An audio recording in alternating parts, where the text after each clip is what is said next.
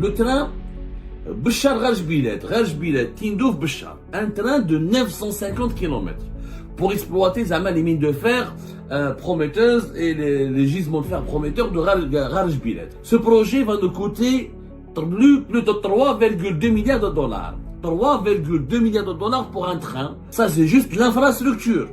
Il y a les rails, juste pour développer les rails sur 900 km. Il n'y a aucune étude économique, aucune expertise, aucun rapport.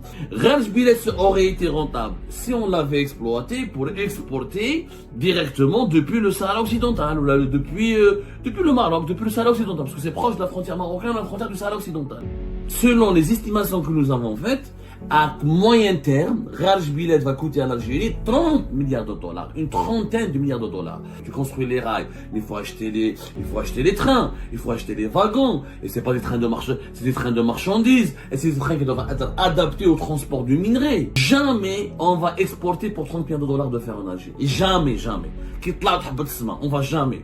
أنا ندير train في الصحراء على هذا فيلم Star Wars. Le train Béchar Rajbilet, Tindouf Béchar, un train de 950 km pour exploiter les mines de fer prometteuses et les gisements de fer prometteurs de Rajbilet, plus exactement, Rajbilet, mais Rajbilet.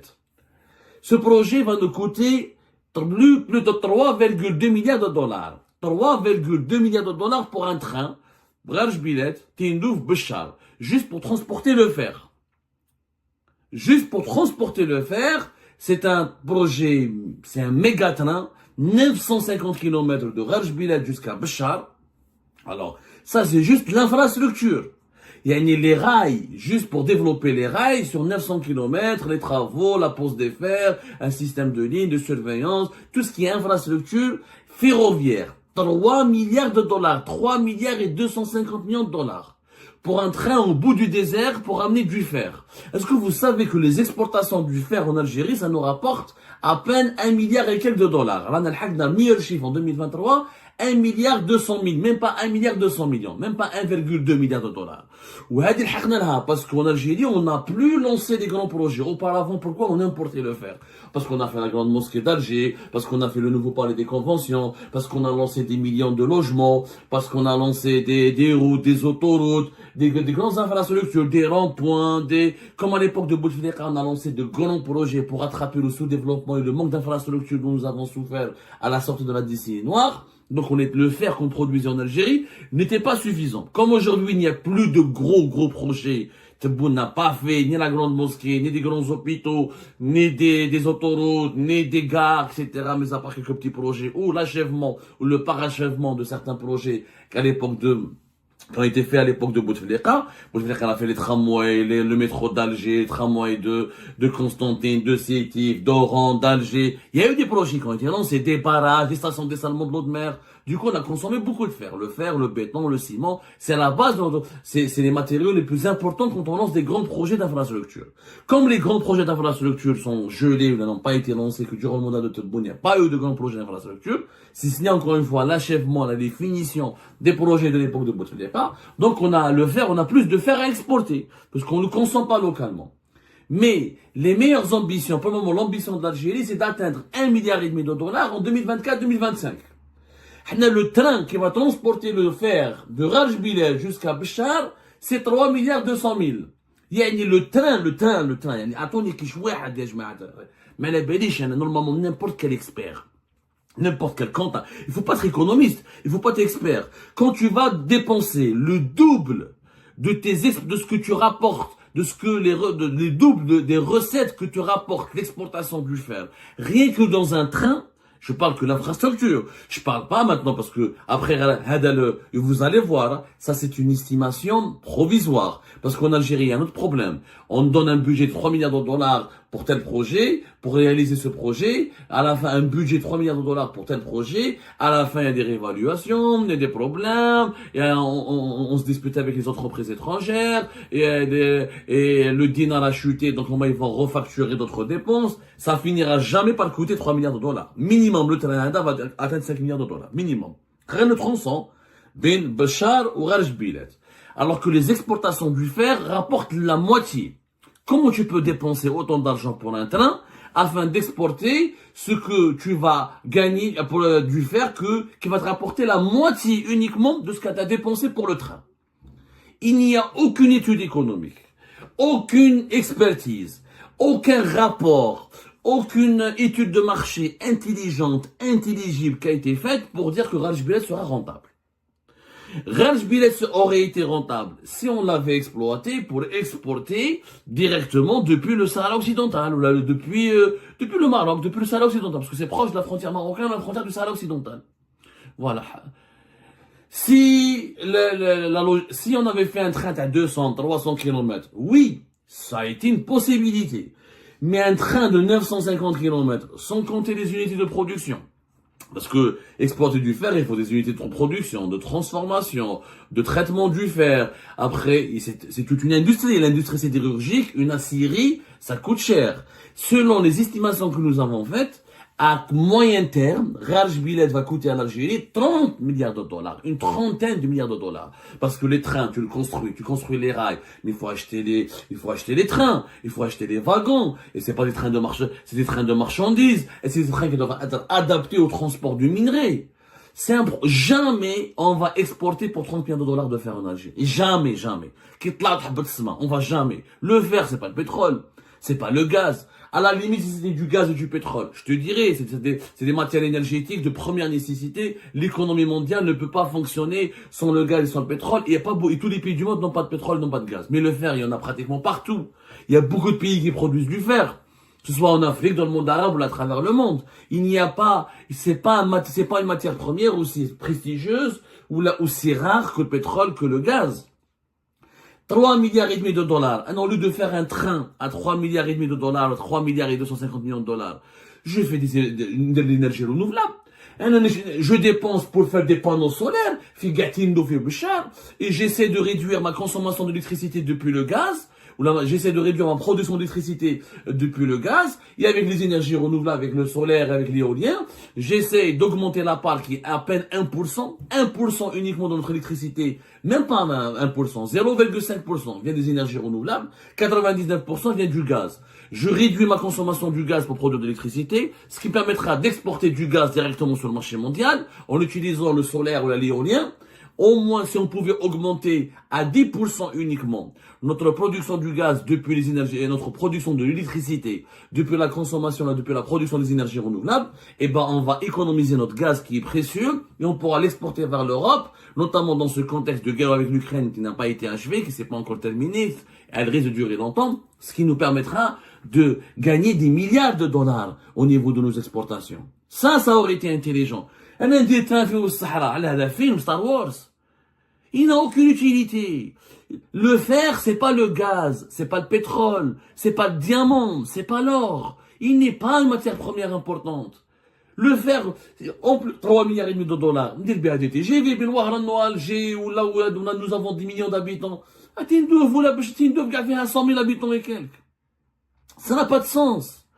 Ça n'a strictement aucun sens. C'est une dépense qui ne sera jamais rentabilisé et récupéré. C'est un projet, c'est un investissement qui est à perte. Et vous allez voir, on va se retrouver, vous et moi, dans 5 ans, et on va reparler de Raj Bilet, et vous allez voir qu'il nous aurait coûté d'ici là plus de 6, jusqu'à même 10 milliards de dollars, et que la production n'a pas été encore à la hauteur, et que les exportations nous rapporteront à peine 2 milliards de dollars. Et vous allez voir de vous-même, et vous allez nous dire encore une fois qu'on a eu raison, et pourquoi on ne vous a pas écouté. Et ben voilà, c'était ça. Je vous remercie comme d'habitude pour avoir suivi cet extrait jusqu'à la fin. Et sincèrement, l'histoire du projet de Raj Bilat, c'est impossible de l'exploiter sans le Maroc. Déjà du point de vue juridique, il y a des conventions signées sur l'exploitation de ce projet et de cette mine qui doit être exploitée conjointement avec le Maroc. Donc déjà dans le droit international et dans tout ce qui a été convenu entre les deux pays, l'exploitation de cette mine doit se faire conjointement. Ça, c'est du côté légal. Maintenant, voyons le côté économique. Économiquement parlant, le projet n'est même pas viable si on ne transporte pas les minerais de fer à travers le territoire marocain pour l'exploiter à partir de l'Atlantique, de la façade atlantique. D'autant plus que le Maroc est déjà en construction de ports à Dakhla, ce qui est Dakhla, ce qui va être un point très proche du projet de Raj Bilal.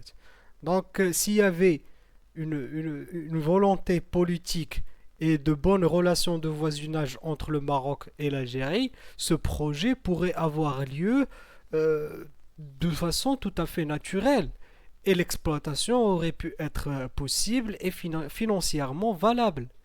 Mais l'Algérie a plutôt cette façon de faire et cette réflexion de vouloir faire un projet de façon à ce qu'il ne soit pas rentable juste pour, pour faire mal au Maroc, entre guillemets, ou pour narguer le Maroc, comme quoi, voilà, nous allons exploiter cette mine de façon individuelle et nous allons faire des trains, mais c'est pas rentable, c'est pas économiquement, c'est pas rentable. Donc tu es en train de te faire du mal toi-même. Tu ne vas faire que endommager ta propre économie.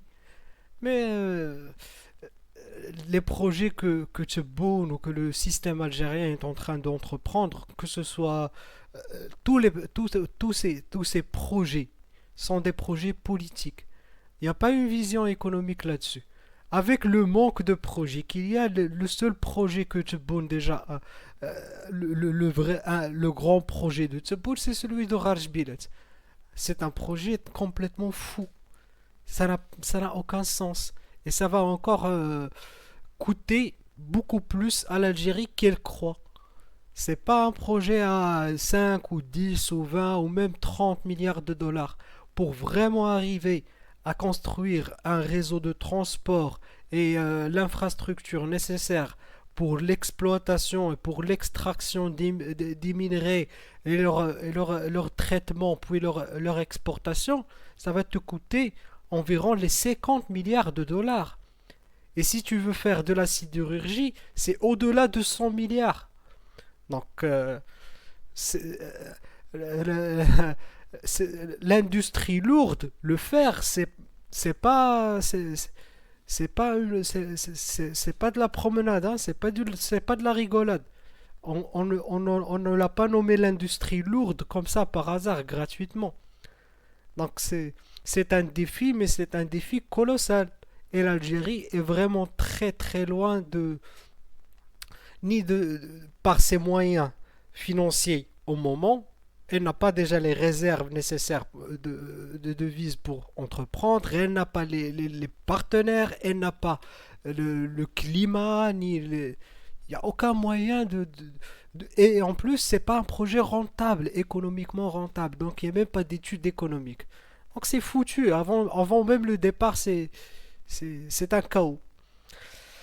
Et ben voilà, c'était mon petite analyse pour cette situation qui est de ce projet de Raj Bilal. C'est à chaque fois, à chaque 2 3 mois, il faut qu'on reparle du sujet et qu'on réinvoque encore les raisons et les conséquences de cette décision complètement irréaliste du système algérien d'entreprendre cette folie économique.